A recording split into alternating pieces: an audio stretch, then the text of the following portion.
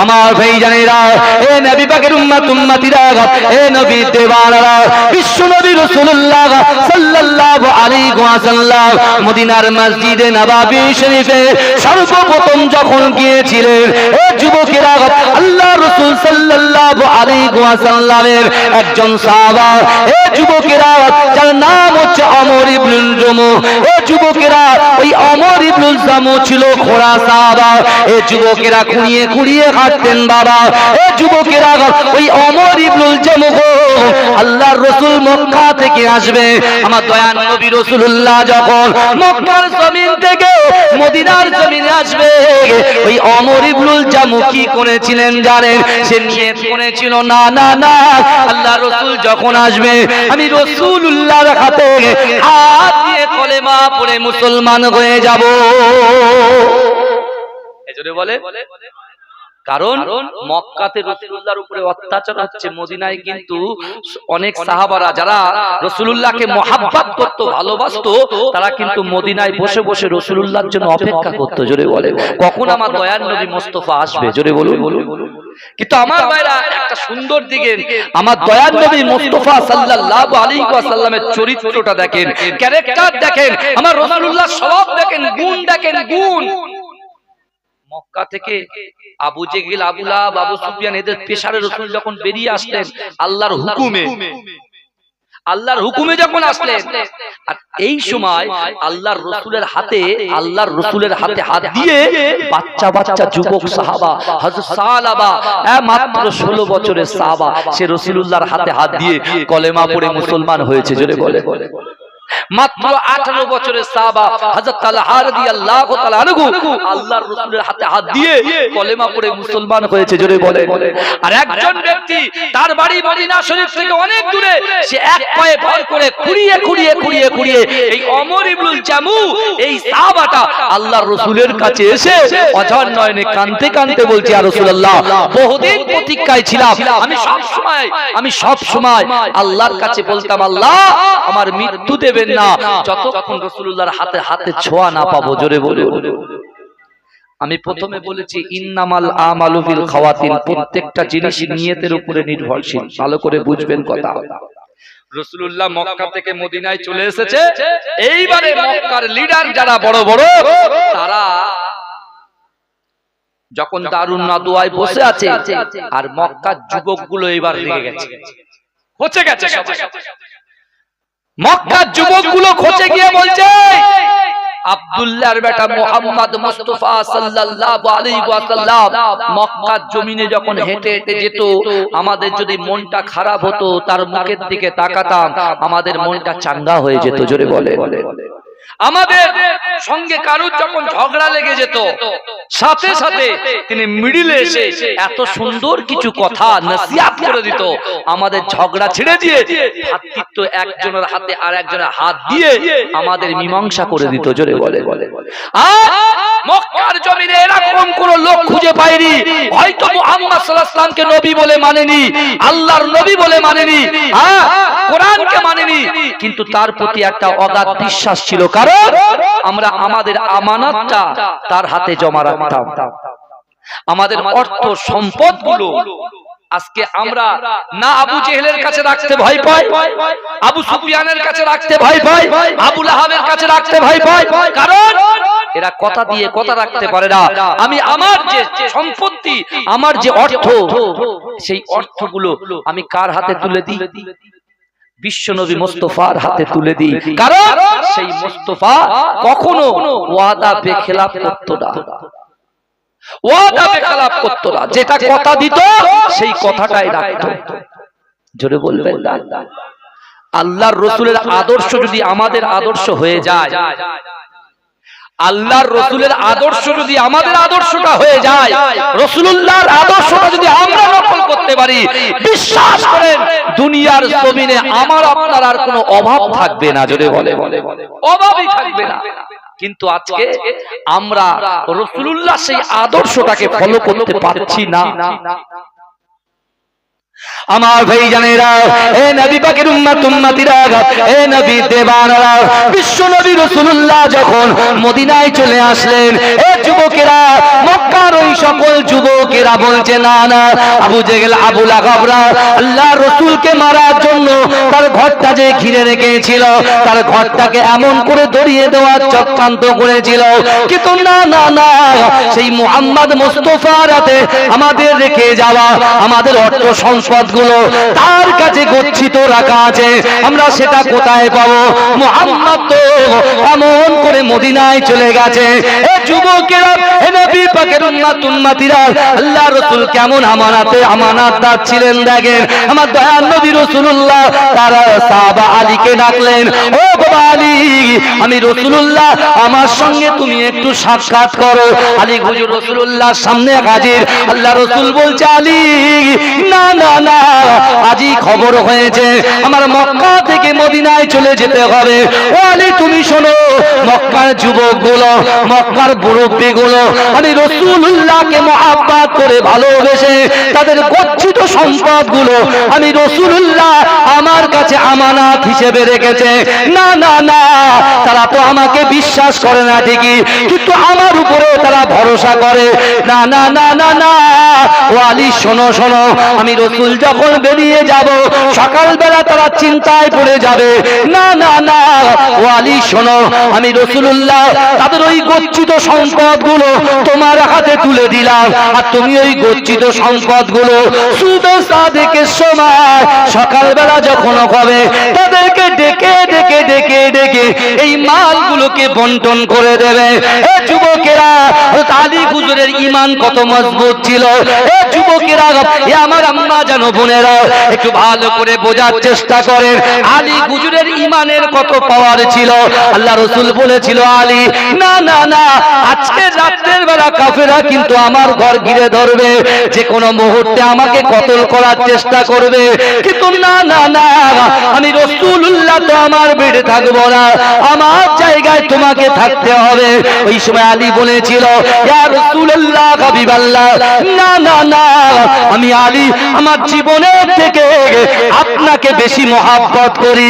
ইয়া রাসূলুল্লাহ হাবিবাল্লাহ, আমি মরতে রাজি আছি। না না না, কিন্তু আপনার অসম্মান হবে এটাতে আমি কখনো রাজি নয়। এই জন্য বলে গায়ের কম কিন্তু আমার রাসূলকে অসম্মানিত করছে, আর আমরা শুধু ছেড়ে দিই। সেই স্ত্রী শুয়ে রয়েছে আর ডাকাত ডাকাতি করে, বুঝলেন, ডাকাত ডাকাতি করে চলে যাচ্ছে। তাই স্ত্রী বলছে, জানো তো আমি দেখছিলাম। বলে কি দেখছিলে? বলে কেন, আমার মাথার কাছ থেকে চাবিটা নিয়ে চোর চুরি করছে, আমি দেখছি। দাঁড়াও আর কি করে দেখি। এরকম দেখতে দেখতে দেখতে ও যেরকম দৌড়ে পালাবে তা কে জানে। আর আমরা বলছি দাঁড়াও, এখনো সময় আছে, আমরা ইউনিটি এক জায়গায় হব হব হব হব, এরকম করতে করতে সব যখন হয়ে যাবে সব শেষ। কথা ঠিক না ভুল? এখনো আমাদের সজাগ হতে হবে। এই যুবকেরা বিশ্বাস করো, এই চার কলিজার ভিতরে আল্লাহর ভয় থাকবে, রাসূলুল্লাহর মহব্বত থাকবে, আর বিশেষ করে নামাজের মাসাল্লায় বসে অন্তরের কথা, দুঃখের কথা, আপনার স্বপ্নের কথা, উদ্দেশ্যের কথা, আকাঙ্ক্ষার কথা যদি আল্লাহর সঙ্গে বলে, আমার রাসূল বলেছে ১৫০০ বছর আগে, আমি রাসূল বলছি তোমাদের অসম্ভব জিনিসগুলোকে আল্লাহ সম্ভব করে দেবে। জোরে বলে। আর ইমানদার কখনো কাউকে ভয় পায় না। যারা দুর্বল, ওই মুসাইলামা কাজ্জাব, বুঝতে না, এদের মতো ব্যক্তি যারা, উবাই ইবনে সুলুল, এদের মতো ব্যক্তি যারা, এরা কি করবে বলেন তো? এই ময়দানে যাবে, ইমাম সাহেবকে রেখে আবার পালাবে, যে মার খান আপনি খান, আমরা বেঁচে যাই। কিন্তু এ তো বোঝে না মৃত্যুর পরে আর একটা জীবন আছে আমাদের। কথা বলেন না, মৃত্যুর পরে দুনিয়া তো আমরা মৃত্যুবরণ করব, কিন্তু আখিরাতে তো মৃত্যু হবে না আমার আপনার। আপনি যদি জান্নাতে যান সারা জীবন জান্নাতে থাকবেন, আর আপনি যদি জাহান্নামে যান সারা জীবন আপনার পিছে থাকতে হবে। মাত্র একটা যুবক ছেলে যখন একটা স্মোক করে বা স্মোকিং করে, যখন সিগারেট ধরাতে গিয়ে যখন দেশলাইটা ঠোকে, জাস্ট ওই কোনটা খুলে যদি একটু চোখে যায়, শেষে জ্বালা সহ্য করতে পারে। এই কথা ঠিক না ভুল? সাথে সাথে মিনারেল ওয়াটার দিয়ে জুমজাম চোখে মারে। আমি সেই সকল ভাইদেরকে বলছি, ছোট্ট একটা দেশলাইয়ের কোনার কাঠির ওই ছোট্ট বাদুরটাকে আপনি সহ্য করতে পারছেন না, আর আপনি জাহান্নামের আগুন সহ্য করবেন কি করে? এদিকে আপনার ভয় আছে, আপনি চোখে পানি মারছেন। তাহলে আপনি যদি নামাজ না পড়েন, আপনি যদি রোজা না করেন, আপনি যদি যাকাত না দেন, আপনি যদি দান খায়রাত না করেন, আপনি যদি রাসূলুল্লাহকে মুহাব্বত না করেন, আপনি যদি আল্লাহকে ভয় না করেন, আপনি যদি গীবত গিল্লা করেন, আপনি যদি পরকিয়া করেন, আপনি যদি গালাত ভিডিও গালাত সিনেমা যদি দেখেন, এ যুবকেরা আপনি বলেন আপনার তো ওই জাহান্নামে গিয়েই তো কষ্ট ভোগ করতে হবে। কথা খারাপ লাগছে নাকি বাবাজি? বলেন না। আল্লাহ পাক রব্বুল আলামিন বলছেন, বান্দা ইন্নাল্লাহা লা ইগাইয়িরু মা বিকওমিন হাত্তা ইগাইয়িরু মা বিআনফুসিহিম। আল্লাহ বলছে, বান্দা তোমরা যে জাত যে কওম নিজে পরিবর্তন হবার চেষ্টা করে না, আমি আল্লাহ ওই জাতি ওই কওমকে কখনো জন্য পরিবর্তন ঘটাই না। আমি যদি মনে করি যে না আগে আল্লাহ পরিবর্তন করবে তারপর আমি হব, অত সহজ নয়। খিদা আপনার থাকতে হবে। ক্ষুধা যদি থাকে আল্লাহ সাহায্য আসবে, কারণ আল্লাহ আমাদেরকে কতটা ভালোবাসে দেখেন। এই যুবকেরা বিশ্বাস করো, কোরআনের সাথে বন্ধুত্ব করো, কোরআনটা খুলে দেখো। তুমি মোবাইলে টাইম দিচ্ছ, ফেসবুকে টাইম দিচ্ছ, হোয়াটসঅ্যাপে টাইম দিচ্ছ, একবার মোবাইলটা খুলে দেখো। আল্লাহ পাক রব্বুল আলামিন কোরআনটা খুলে দেখো। আল্লাহ বলছো, বান্দা শোন, আমি আল্লাহ বলছি, ওয়া হুয়া মাকুম আইনা মা কুনতুম, বান্দা তোমরা যেখানে আমি আল্লাহ সেখানে। জোরে বলে, জোরে বলবেন না? মুমিন বান্দা আল্লাহকে ছাড়া কাউকে ভয় পায় না। আর যদি আল্লাহকে ভয় করে, আমরা তো সব থেকে বড় আনন্দদায়ক জিনিস কি হবে? কাল কিয়ামতের মাঠে আমার রাসূলুল্লাহ হাত ধরে দয়ার জান্নাতে নিয়ে যাবে, এই শখটা তার পূরণ হয়ে যাবে। জোরে বলে। শর্ত কি? আল্লাহকে ভয় করতে হবে, রাসূলকে মহব্বত করতে হবে, আর নামাজের পাঠিতে নিজের মনের কথা, নিজের অন্তরের কথা আল্লাহর সঙ্গে শেয়ার করতে হবে। কথা ঠিক বলছি না ভুল বলছি? আলী হুজুর, আল্লাহ রাসূল কি করলেন? মালগুলো দিয়ে চলে আসলেন। আলী হুজুর বলছে, ঈমান দেখে। আল্লাহ রাসূল বলে গেছে, তুমি মদিনায় গিয়ে আমার সাথে সাক্ষাৎ করবে। আলীকে রাসূলুল্লাহ জবান দিয়ে এই কথা বলেছে, তুমি মালগুলো বন্টন করে দিয়ে মদিনায় গিয়ে সাক্ষাৎ করবে। আলী হুজুর তখন বলছে, যখন কাফেররা তাকে ঘিরে ধরেছে, বহু কথা, কাফেররা যখন ঘিরে ধরেছে তখন বলছে, আলী তুমি ভয় পাচ্ছ না? ভয় কিসে? আল্লাহ রাসূল জবান দিয়ে যে কথা বলে আসমানের উপরে আল্লাহ কবুল করে নেয় না। আল্লাহ রাসূল জবান দিয়ে বলেছে, আলী মাল বন্টন করবে, মদিনায় গিয়ে আমার সঙ্গে সাক্ষাৎ করবে।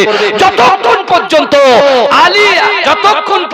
আলী মক্কা ছেড়ে মদিনায় রাসূলুল্লাহর সামনে গিয়ে হাজিরা না দেবে, ততক্ষণ পর্যন্ত তোমরা মারা তো দূরের কথা, আজরাইল পর্যন্ত আমার জান কবজ করার সাহস পাবে না। জোরে বলে। এই ছিল তার ঈমান। জোরে বলা যাবে? তাকবীর দিন নারে তাকবীর, নারে তাকবীর। দরুদ শরীফ আল্লাহুম্মা সাল্লি আলা।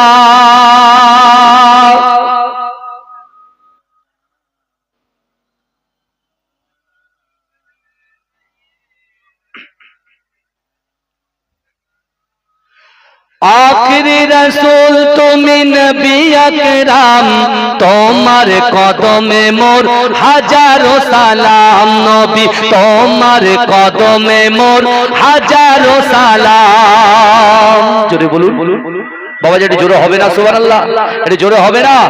আখেরি রাসূল তুমি নবী আকরাম, তোমার কদমে মোর হাজারো সালাম। নবী তোমার কদমে মোর হাজারো সালাম। বনের হরিণ আসমান জমিন সবাই তোমার চিনেছে, সবাই তোমায় চিনেছে। ওই আকাশের মেঘমালা ছায়া তোমার করেছে, ছায়া তোমার করেছে। বনের হরিণ আসমান জমিন সবাই তোমায় চিনেছে। ওই আকাশের মেঘমালা ছায়া তোমার করেছে, ছায়া তোমার করেছে। মিশকেরা তোর যার গায়ের ওই গাম, মিশকেরা তোর যার গায়ের ওই গাম। তোমার কদমে মোর হাজারো সালাম। তোমার কদমে মোর হাজারো সালাম নবী, তোমার কদমে মোর হাজারো সালাম। আখরি রাসূল তুমি নবী আকরাম, তোমার কদমে মোর হাজারো সালাম নবী, তোমার কদমে মোর হাজারো সালাম। আবু বকর উসমান আলী সবাই তোমার দিওয়ানা, সবাই তোমার দিওয়ানা। বুকে গরম পাথর বেলা নবীজি রে বলে না, নবীজি রে বলে না। আবু বকর উসমান আলী সবাই তোমার দিওয়ানা, বুকে পাথর গরম বেলা নবীজি রে বলে না। অন্তরে গেঁথেছিল নূর নবীর নাম, অন্তরে গেঁথেছিল নূর নবীর নাম।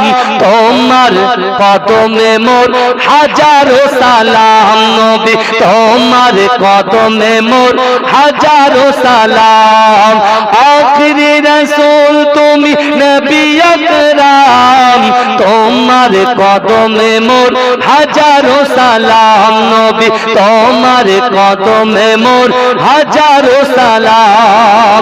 বোরক চড়ে দয়ার নবী মেরাজেতে গিয়েছে, মেরাজেতে গিয়েছে। পায়ের ধুলায় আল্লাহর আরশ ধন্য সেদিন হয়েছে, ধন্য সেদিন হয়েছে। বোরক চড়ে দয়ার নবী মেরাজেতে গিয়েছে, পায়ের ধুলায় আল্লাহর আরশ ধন্য সেদিন হয়েছে, ধন্য সেদিন হয়েছে। জান্নাতের ঘরে ঘরে লেখা যার নাম, জান্নাতের রুমে রুমে লেখা যার নাম। তোমার কদমে মোর হাজারো সালাম নবী, তোমার কদমে মোর হাজারো সালাম নবী, তোমার কদমে মোর হাজারো সালাম। আখরি রাসূল তুমি নবী আকরাম, তোমার কদমে মোর হাজারো সালাম। পাথর কাকর জাগার প্রেমে কলেমা দরুদ পড়েছে, কলেমা দরুদ পড়েছে। মুচকে হাসি দেখে কত বিমানে মানে নেচে, মুচকে হাসি দেখে কত বেদিনী মানে নেচে, বেদিনী মানে নেচে। আমার নবীর সেই মধুমাখা নাম, তোমার কদমে মোর হাজারো সালাম নবী, তোমার কদমে মোর হাজারো সালাম। আল্লাহুম্মা সাল্লি আলা। কমিটির ছেলেরা কেউ আছে? এসে তো উঠে গেলেন, একবার দেখা করো আমার সাথে। এসো আমার কাছে এসো, দরুদ শরীফ পড়েন। আল্লাহুম্মা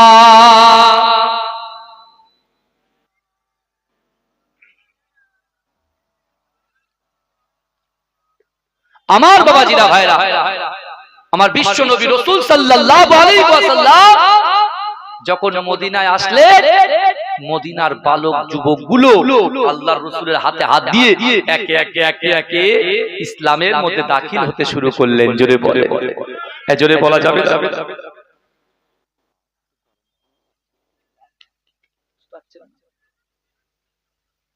আমার বাবাজিরা, এখন বিশ্ব নবী রাসূলুল্লাহ যে যুবকগুলো তাদের অর্থ সম্পদ গুলো আল্লাহর রাসূলের কাছে গচ্ছিত রেখেছিল, রাসূল তো সেগুলো আলীর কাছে দিয়ে এসেছিল। তাতে তারা মুক্ত হয়ে গিয়ে তারা একটা দলবদ্ধ ভাবে গিয়ে আবু জেহেলের বাড়িতে গিয়ে অ্যাটাক করা শুরু করে দিয়েছে। কি বলছে? যে না, আজকে আব্দুল্লাহর বেটা মুহাম্মদকে আবার পুনরায় মক্কায় ফিরত আনতে হবে। বলে কেন? বলছে না, সে যখন গিয়েছে আমাদের সুখ শান্তি সব নিয়ে মদিনায় চলে গেছে। জোরে বলে, জোরে বলবেন না সুবহানাল্লাহ?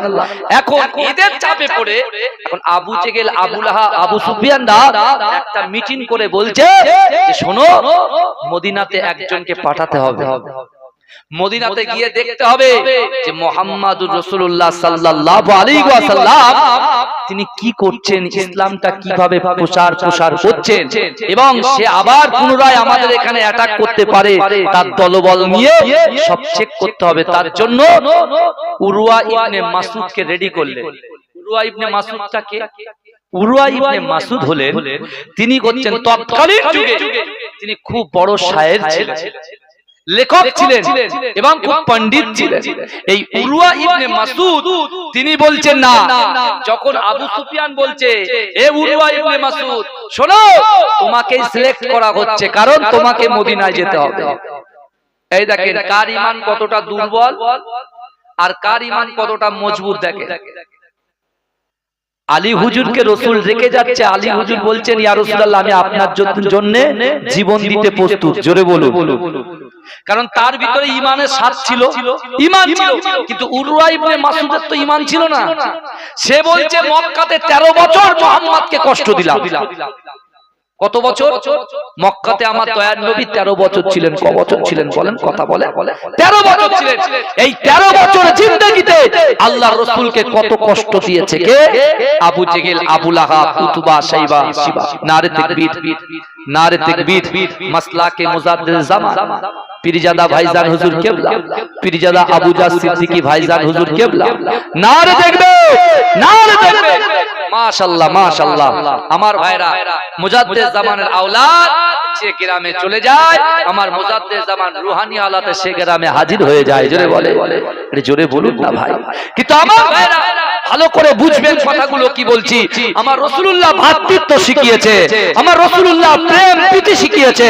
এই উরওয়া ইবনে মাসউদ দাঁড়িয়ে বলছে আমি যাব না, আমি মক্কাতে যাব না। বলে কেন? তুমি একজন শিক্ষিত মানুষ, তুমি কেন যাবে না? বলছেন না আমি যাব না। মক্কাতে 13 বছর মক্কাতে 13 বছর আমরা মুহাম্মদকে কত জ্বালিয়েছি, আর এখন যদি আমি মদিনায় যাই আর মদিনায় বাচ্চা বাচ্চা যুবকগুলো মুহাম্মদ মুস্তাফার জন্য নিজের জান দিতে প্রস্তুত, আর আমি যদি যাই মুহাম্মদ আমাকে ছাড়বে না, আমাকে কতল করে দেবে। আবু জেহেল বুঝাচ্ছেন যা যেতেই হবে, যেতেই হবে, যেতেই হবে।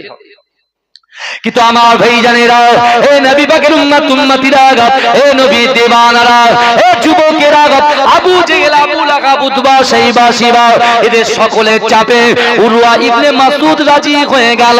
এ যুবকেরা, এ নবী পাকের উম্মতিরা, মদিনার জমিনে খবর হয়ে যায় না না না, মক্কা থেকে একজন ব্যক্তি আসে বিশ্ব নবী রাসূলুল্লাহ সাল্লাল্লাহু আলাইহি ওয়াসাল্লামের কাছে, আল্লাহ রাসূলের সঙ্গে সাক্ষাৎ করতে আসছে। এ যুবকেরা, এ নবী পাকের উম্মতিরা, ইসলাম মানে হচ্ছে শান্তি। এ যুবকেরা, ইসলাম মানে হচ্ছে শান্তি, ইসলাম মানবতার পথ দেখায়, ইসলাম ভ্রাতৃত্বের পথ দেখায়। এ যুবকেরা, হিংসা বিদ্বেষ ইসলাম কখনো মানে না। এ যুবকেরা, আমার দয়ার নবী রাসূলুল্লাহ সাল্লাল্লাহু আলাইহি ওয়াসাল্লাম মদিনার মসজিদে নববী শরীফে বাচ্চা বাচ্চা সাহাবাদেরকে নিয়ে আল্লাহ রাসূল কোরআনের তাকরীর করেন, আল্লাহ রাসূল হাদিসের বয়ান করেন। এমন তো অবস্থায় আমার দয়ার নবীর কাছে একজন হাজির হয়ে আল্লাহ রাসূলকে বলতে লেগেছে, ইয়া রাসূলুল্লাহ, হাবিবাল্লাহ, এই মাত্র শুনলাম মক্কা থেকে একজন ব্যক্তি আপনার সঙ্গে সাক্ষাৎ করতে আসছে। এ যুবকেরা, আল্লাহ রাসূল যখন মক্কার কথা শুনলে আমার রাসূলুল্লাহর বাল্য জীবনের কথা মনে পড়ে যায়। না না না, ওই মক্কাতে আমি রাসূলুল্লাহ জন্মগ্রহণ করেছি, ওই মক্কাতে আমার মায়ের কোলে উঠেছি। না না না, আমি রাসূলুল্লাহ সাল্লাল্লাহু আলাইহি ওয়াসাল্লাম ওই মক্কার জমিনে আল্লাহর ঘর কাবা শরীফটা তওয়াফ করেছি, মাকামে ইব্রাহিমের পিছনে নামাজ আদায় করেছি, জমজম কূপের পানি পান করেছি। এ যুবকেরা, আল্লাহ রাসূল সাল্লাল্লাহু আলাইহি ওয়াসাল্লাম চোখ দিয়ে পানি বার হতে শুরু করলেন। হে যুবকেরা, হে নবী পাকের উম্মতিরা, হে নবী দিবারা, আল্লাহর রাসূল যখন কাঁদে, আল্লাহর রাসূল যখন কাঁদে, মালিক ইবনে সিনান রাদিয়াল্লাহু তাআলা আনহু আল্লাহর রাসূলকে জিজ্ঞাসা করেছিলেন, ইয়া রাসূলুল্লাহ, হাবিবাল্লাহ, আপনি এমন করে কেন ক্রন্দন করেন? ইয়া রাসূলুল্লাহ, হাবিবাল্লাহ, আপনি এমন করে কেন কাঁদেন? ওই সময় দয়ার নবী রাসূলুল্লাহ বলে, হে আমার সাহাবারা, না না না, মক্কার জমিন থেকে, আমার জন্ম ভিটা থেকে আমার একজন মক্কি ভাই আমি রাসূলুল্লাহর সঙ্গে সাক্ষাৎ করতে আসছে। আমি রাসূলুল্লাহ তাকে ইস্তেকবাল করার জন্য, তাকে এমন করে স্বাগতম জানার জন্য আমি রাসূলুল্লাহ আমার জায়গা থেকে তার জন্য অপেক্ষা করতে থাকি। জোরে বলুন। আল্লাহ রসুল কাঁদছেন আর বলছেন, আমি মক্কাতে আমি ওঠা বসা করেছি, মক্কার প্রত্যেকটা ধুলা কোনা বালি আমাকে চেনে, আর সেই জায়গা থেকে একজন আসছে আমি রাসূলুল্লাহর সঙ্গে সাক্ষাৎ করতে। ভালো করে বুঝে আমার ভাইজানেরা, ওদিকে কাফের, ওদিকে কাফের উরওয়া ইবনে মাসউদ যে রাসূলুল্লাহকে কষ্ট দিয়েছিল। এ যুবকেরা, আমরা কি জানেন, আমরা কি জানি, হাদিস শরীফের মধ্যে পাওয়া যায়, আমার দয়ার নবী রাসূল যখন কোরআনটাকে বন্টন করছিলেন, ইসলামটাকে প্রচার করছিলেন, আল্লাহ রাসূলকে 3টে বছর বয়কট করে রেখেছিল। জানেন তো, শিয়াবে আবু তালিবে রাসূলকে বয়কট করে রেখেছিল। তাহলে মক্কা থেকে রাসূলুল্লাহকে দূরে সরিয়ে দিয়েছিল। রাসূলুল্লাহর কাছে কেউ কিছু ক্রয় রাসূলুল্লাহকে কিছু দিতেন না, রাসূলুল্লাহর সঙ্গে কারোর কোনো সম্পর্ক ছিল না।